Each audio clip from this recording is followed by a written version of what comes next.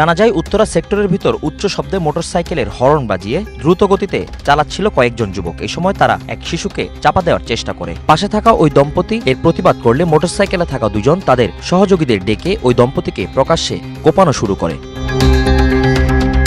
এলাকাবাসী দুজনকে আটক করে মারধরের পর পুলিশে দেয়। এই নিয়ে মামলার পর মূল আসামিদের ধরতে অভিযানে নামে পুলিশ।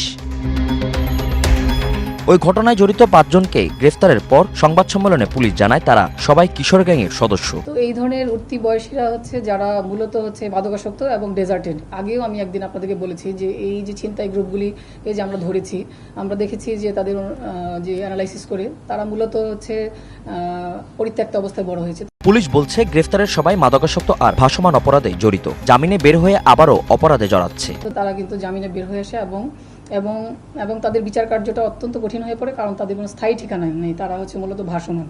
তো এই অবস্থায় তারা আবার ফিরে এসে তারা এই ধরনের হচ্ছে অপরাধে জড়িয়ে পড়ছে। আর সেই অপরাধটা আমরা সবসময় মানে কমবেটে আছি। আমরা যখন অন্য একটা কাজে, আমরা জানেন যে এই মুহূর্তে আমরা আরও অন্যান্য যখন কাজে এনগেজ হয়ে পড়ি, তখন হয়তো তাদের দৌরাত্ম্য কিছুটা বেড়ে যায়, বা তারা যখন বের হয়ে আসে আদালত থেকে তখনও হচ্ছে এটার প্রবণতা বেড়ে যায়।